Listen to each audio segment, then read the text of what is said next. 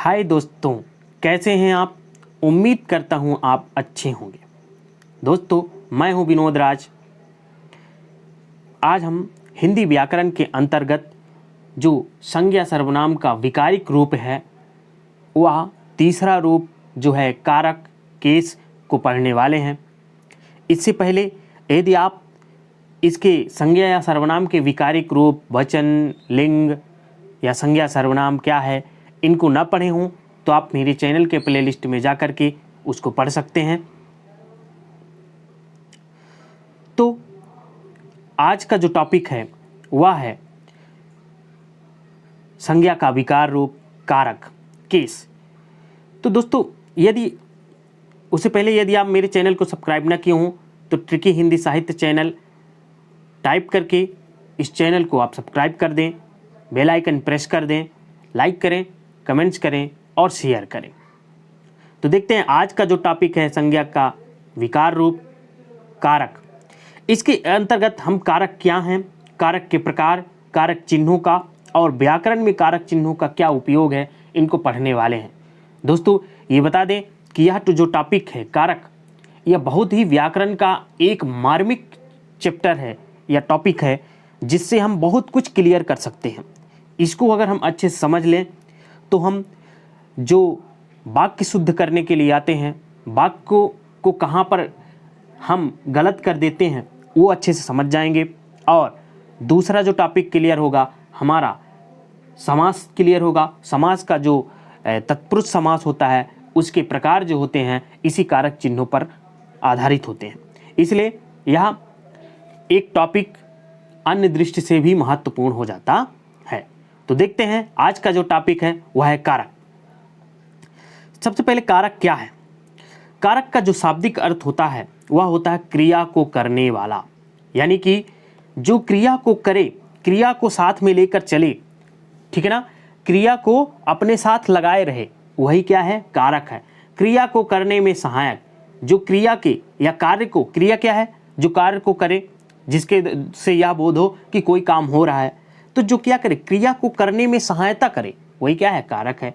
कारक विभिन्न संज्ञाओं एवं सर्वनामों को क्रिया के साथ जोड़ते हैं। देखिए, तीन चीज होता है। पहला तो क्या होता है, क्रिया के साथ वो करने का कार्य करता है, फिर क्रिया को करने में सहायक होता है, और यह जो क्रिया के साथ संज्ञा, सर्वनाम या अन्य शब्दों को जोड़ने का भी कार्य करता है। ठीक है, अब इसकी परिभाषा देख लेते हैं। जो परिभाषा होती है, संज्ञा सर्वनाम का वाक्य के अन्य पदों, ध्यान रखिएगा, वाक्य के अन्य पदों, संज्ञा या सर्वनाम का वाक्य के अन्य पदों विशेषतः क्रिया से जो संबंध होता है उसे कारक कहते हैं। यानी कि जो संज्ञा और सर्वनाम का अन्य पदों यानी क्रिया से संबंध जोड़ने का कार्य करे वो क्या कहलाएगा, कारक कहलाएगा। उदाहरण से देखते हैं, राम ने रावण को मारा। किससे मारा, बाण से मारा। यहाँ पे क्या कार्य कर रहा है, मारने का कार्य कर रहा है।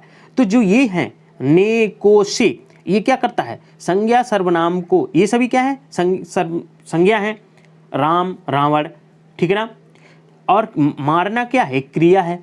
तो ये क्या है, तो ये जो ने, को, से है, ये क्या करते हैं, इस मारा वाले शब्द को संज्ञा या सर्वनाम से जोड़ने का कार्य करता है, इसलिए ये क्या हुआ, कारक हो गया। इस वाक्य में राम क्या है, क्रिया, मारा का कर्ता है। ध्यान रखिएगा, आप समझिएगा, जो राम क्या है, क्रिया, मारा, मारना क्या है, क्रिया है, का कर्ता हो गया राम। रावण इस मारण क्रिया का कर्म हो गया, ठीक ना। इस वाक्य में जो रावण है वह एक कर्म है, वैसे तो ये संज्ञा भी है लेकिन यहां पर ये कर्म का कार्य कर रहा है। बाण से यह क्रिया संपन्न की गई है, अतः क्या हो जाएगा ये, अतः क्रिया का साधन होने के कारण यह करण है। समझ में आ गया। तो यहां पर बाण जो है करण कारक का कार्य करेगा। आगे देखते हैं इस टॉपिक को, कारक के प्रकार, टाइप्स ऑफ केस। इसको आप समझिएगा और इनके जो चिन्ह हैं इनको आप याद करने की कोशिश करिएगा। ओके,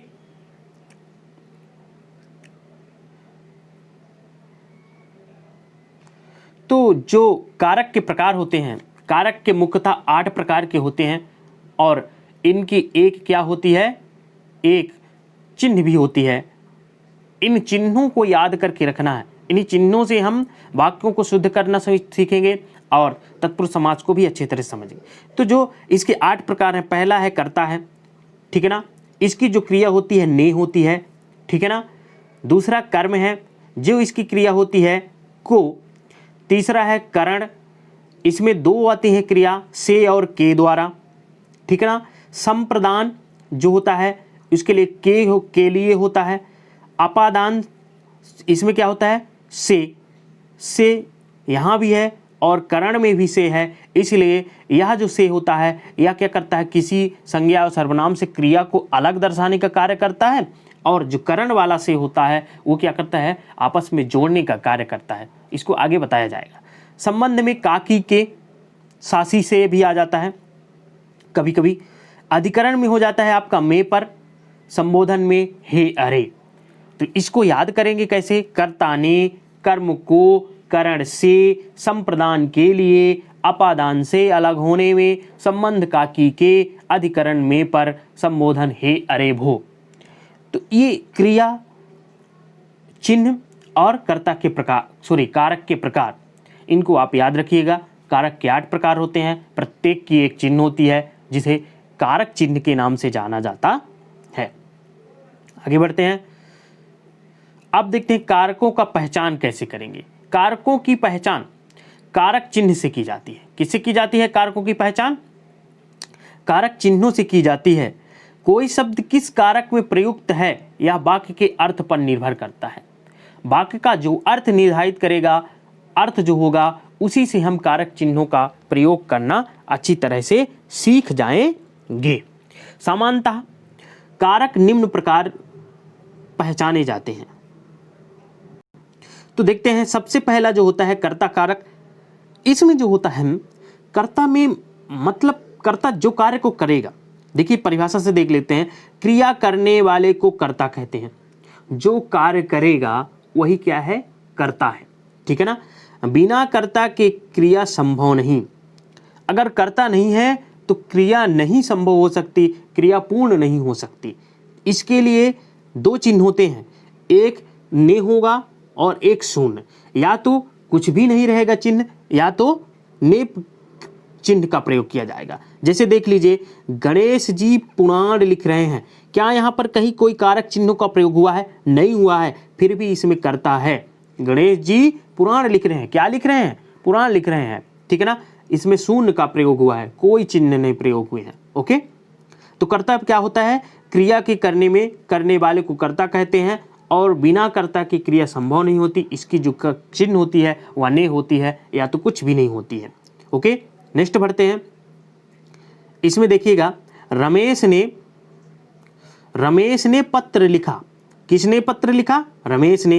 तो यहाँ पे ने कारक चिन्ह का प्रयोग हुआ है। तो देखिए, ने जो होता है, रमेश ने, किसने? अब देखिए इसको, अब हम पहचान कैसे कर पाएंगे, कर्ता कारक की पहचान कैसे की जा सकती है? इसके लिए निम्न प्रश्न होता है, कौन, किसने। किसने पत्र लिखा? रमेश ने पत्र लिखा। कौन पुराण लिख रहा है?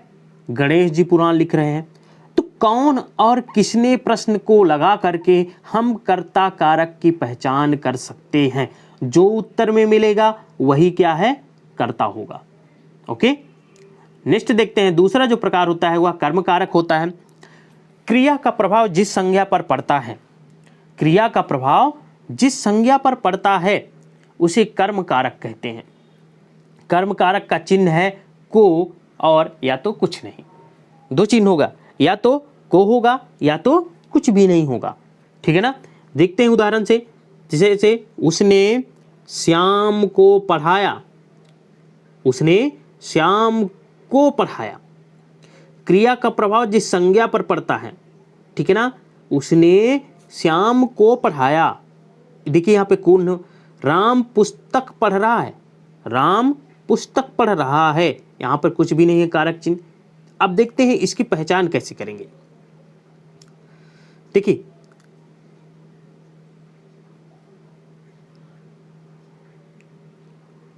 अब इसके लिए कुछ अपवाद भी आ जाते हैं।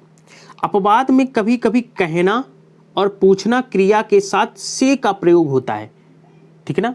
ये कर्म है, लेकिन क्या होता है, कभी कभी कहना और पूछना अगर क्रिया आ जाए तो फिर यहाँ पर से का प्रयोग होता है, जो कि से क्या है, कर्म का कारक चिन्ह नहीं होता है। कारक चिन्ह से किसका होता है, या तो करण का होगा या तो अपादान का होगा, ठीक है ना, का प्रयोग होता है। को का नहीं, जैसे कि देखिए राम ने रहीम से कहा, देखिए पे कहना वाला क्रिया आ गया तो फिर ये से प्रयोग हो जाएगा। तो ऐसे में ध्यान रखिएगा, ये अपवाद है। अपवाद जो होते हैं बहुत ज़्यादा प्रश्नों में पूछे जाते हैं, इसलिए अपवाद को आप अच्छे से ध्यान रखिएगा।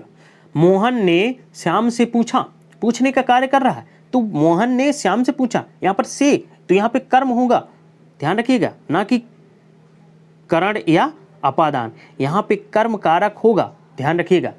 यहाँ से का स्थान पर को का प्रयोग अनुचित है, क्योंकि देखिए राम ने रहीम को कहा, तो ये अनुचित हो जाएगा, गलत हो जाएगा सेंटेंस, इसलिए यहाँ पर से का प्रयोग होता है, या अपवाद के रूप में है, और अपवाद वाले प्रश्न जो होते हैं ज़्यादा पूछे जाते हैं।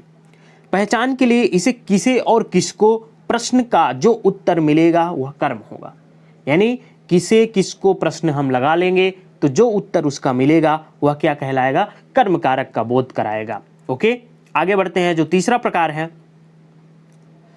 तीसरा प्रकार जो होता है वो करण होता है। करण का कारक जिस साधन से अथवा जिसके द्वारा क्रिया पूरी की जाती है, जिस साधन से और जिसके द्वारा क्रिया क्या होती है, पूरी की जाती है, कर्म करने के साधन को करण कहते हैं।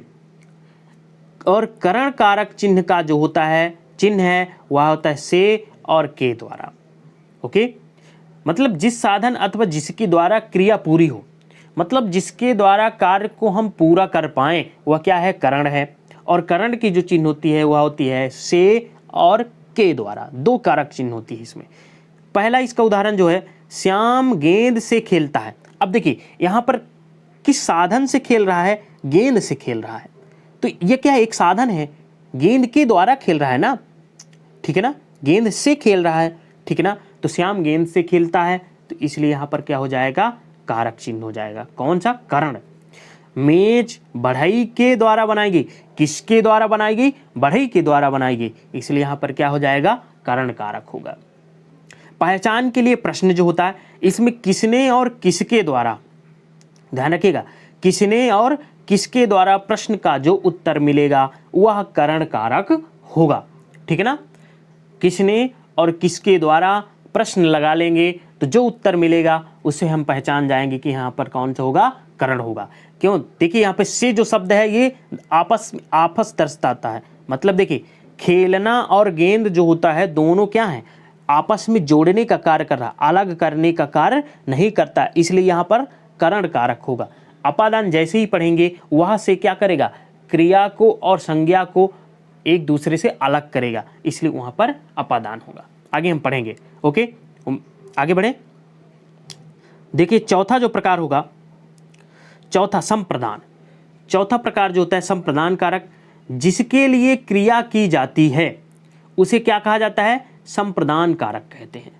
जिसके लिए क्रिया की जाती है उसे संप्रदान कारक कहते हैं, और संप्रदान के लिए चिन्ह होता है को और के लिए। संप्रदान के लिए दो चिन्ह होते हैं, को और के लिए।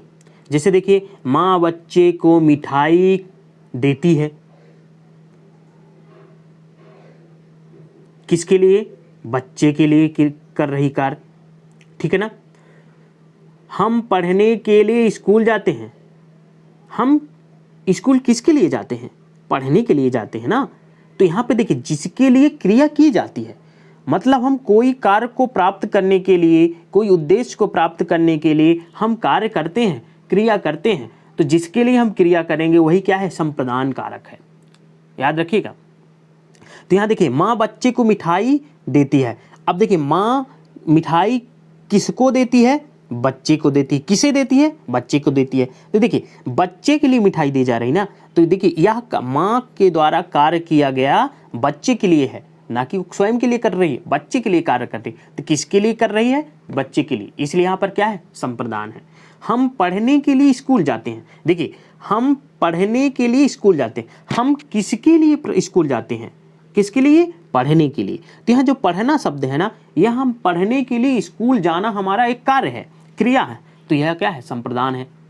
ओके, इसके लिए जो पहचान होती है, पहचान के लिए हम किसे और किसके लिए प्रश्न का प्रयोग करेंगे, उसके द्वारा जो उत्तर मिलेगा वह क्या है? संप्रदान है। ओके, उम्मीद करता हूं ये अच्छा समझ में आया होगा। आगे बढ़ते हैं। पांचवा जो प्रकार है अपादान। अपादान का अर्थ होता है अलग होना, यानी क्रिया से संज्ञा का अलग होना। जिस संज्ञा या सर्वनाम से किसी वस्तु का अलग होना ज्ञात हो उसे क्या कहेंगे? अपादान कारक कहते हैं। अपादान कारक का चिन्ह होता है से, ध्यान रखिएगा, से। अब यहाँ पे करण कारक की तरह अपादान कारक का भी चिन्ह से है, परंतु करण कारक में इसका अर्थ होता है सहायता करना और अपादान में इसका अलग होना होता है। जैसे देख लीजिए, हिमालय से गंगा निकलती है। देखिए, हिमालय से गंगा निकलती है। अब देखिए, गंगा जो हुई हिमालय से अलग हो गई, से निकल गई ना, तो अलग हो गई, इसलिए यहाँ पे अलग दर्शाया, और वहाँ पे आपस में जोड़ने का कार्य करता था। वृक्ष से पत्ते गिरते हैं। अब देखिए, वृक्ष से जब पत्ता गिर जाए तो वृक्ष से पत्ता अलग हो जाएगा, जुड़ा थोड़ी रहेगा, वो अलग हो जाएगा, इसलिए अलग होने का दर्ज। घुड़सवार घोड़े से गिरता है, तो जब घुड़सवार जो होता है घोड़े से गिर जाएगा तो वो घोड़े से अलग हो जाएगा, इसलिए यहाँ पर क्या हो जाएगा? अपादान कारक। ध्यान रखिएगा। ओके, आगे बढ़ते हैं। इसकी जो पहचान करने के लिए होगा, पहचान करने के लिए किससे, पहचान करने के लिए किससे शब्द का प्रश्न का प्रयोग करेंगे, जो उत्तर मिलेगा वह क्या हो जाएगा? अपादान होगा। ओके, आगे बढ़ते हैं। संबंध कारक। संबंध कारक जो होता है संज्ञा या सर्वनाम के जिस रूप से एक वस्तु का संबंध दूसरी वस्तु से जाना जाए, एक वस्तु का दूसरी वस्तु से संबंध दर्शाए, उसमें जो आपसी संबंध बताए उसे क्या कहते हैं? संबंध कारक। पहचान के लिए का, की, के, रा, री, रे आदि का प्रयोग किया जाता है, कभी कभी सासी से का प्रयोग ही होता है, ठीक है ना। जैसे देखिए, राम का घर दूर है, राम का घर दूर है, कमल की किताब मैच पर है, यहाँ पर मेंच होगा, ठीक है ना, यहाँ पर मेंच होगा, तो कमल की किताब क्या हो जाएगी? मेंच पर है। विष्णु के अनेक अवतार हुए। ध्यान रखिएगा, अनेक शब्द को हम पहले भी बताए, अनेक अपने आप में बहुवचन है। विष्णु को अनेक अवतार हुए, यह मेरा आवास है, यह मेरे हस्ताक्षर हैं, हिंदी मेरी मातृभाषा है। अब देखिए, जो यहाँ पे नीले वाले शब्द हैं ये सभी क्या हैं? संबंध कारक को दर्शाते हैं। ओके, अब इसकी पहचान कैसे की जाती है आगे देखते हैं। इसकी जो पहचान करने के लिए होती है, तो पहचान में इसमें किसका, किसकी, किसके प्रश्न का अगर हम प्रयोग करेंगे, उत्तर जो मिलेगा वह क्या हो जाएगा? संबंध कारक होगा। ओके, अगला जो नेक्स्ट होता है, नेक्स्ट सातवां अधिकरण कारक। संज्ञा या सर्वनाम के जिस रूप से क्रिया के आधार का बोध हो, जिससे हम क्या करें? आधार बताएं, स्तंभ का बताएं, उसे क्या कहें? अधिकरण कारक कहते हैं। अधिकरण कारक का चिन्ह होता है में और पर। जैसे जंगल में मोर नाचा, में जंगल में, आधार, अरे कहाँ पर? जंगल में नाच रहा है ना, तो एक आधार बता रहा है कि जंगल में वह है, इसलिए यहाँ पे क्या हो जाएगा? अधिकरण। घोंसले में चिड़िया है। अब देखिए, चिड़ियों के लिए घोंसला क्या हो गया? एक आधार हो गया, रहने का आधार हो गया, एक स्थान हो गया, इसलिए यहाँ पे अधिकरण हो जाएगा। सड़क पर गाड़ी खड़ी है, कहाँ पर गाड़ी खड़ी है? सड़क पर। दीवार पर चित्र टंगा है, ये आधार दर्शाने के सभी कार्य कर रहे हैं, इसलिए यहाँ पे अधिकरण हो जाएगा। ओके, नेक्स्ट जो है, इसकी पहचान कैसे की जाएगी? किसमें, किसमें, किस पर प्रश्न का जो उत्तर मिलेगा वह अधिकरण है। यानी किसमें और किस पर प्रश्न यूज करेंगे तो वहाँ पर क्या जो उत्तर मिलेगा वह क्या हो जाएगा? अधिकरण होगा। नेक्स्ट जो है संबोधन कारक, यानी आठवां जो लास्ट है, यहाँ पे संख्या नहीं डली है, ये आठवां हो गया।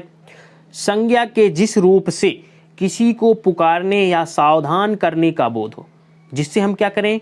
पुकारें, सावधान हो, उसे हम सचेत करें, उसे क्या कहेंगे? संबोधन कारक।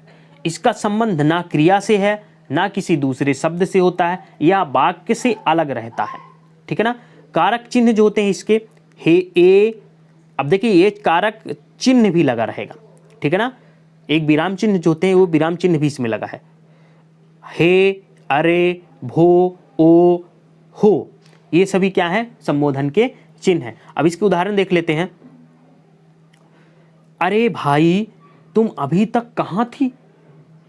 ये अचंभित वाला कार्य कर रहा है, संबोधन कर रहा है। अरे भाई तुम कहाँ थे? राम देखो कैसा सुंदर दृश्य है, रीना को मत मारो। खबरदार, खबरदार अपने आप में एक संबोधन शब्द है। हे भगवान इस क्लेश से कब छुटकारा मिलेगा? हम संबोधित कर रहे हैं किसी को, तो ये सभी क्या कहलाएंगे? कर्ता संबोधन कारक कहलाएंगे। तो दोस्तों ये रहे कारक और कारक के प्रकार। उम्मीद करता हूँ आपको समझ में आ गया होगा। यदि आप मेरे चैनल को सब्सक्राइब ना किए हों तो सब्सक्राइब कर दें। ठीक है ना। बेल आइकन घंटी को बजा दें। ठीक है ना। बेल आइकन प्रेस, लाइक करें, कमेंट्स करें एंड शेयर करें और पढ़ते रहें। मिलते हैं इसी तरह नेक्स्ट वीडियो में। तब तक के लिए धन्यवाद।